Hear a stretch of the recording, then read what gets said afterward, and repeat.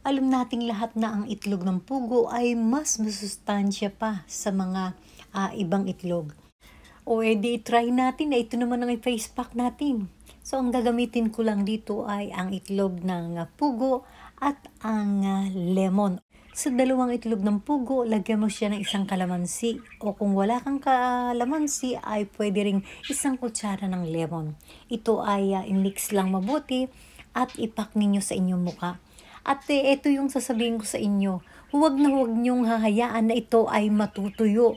So, pahid lang ng pahid hanggang sa ito ay maubos. At after ninyong maipak din niyo sa mukha ay magbanlaw ng warm water at yung sarili nyong sabon. So guys, mas maganda rito kumuha ka ng hot wet towel at ilagay muna sa inyong mukha.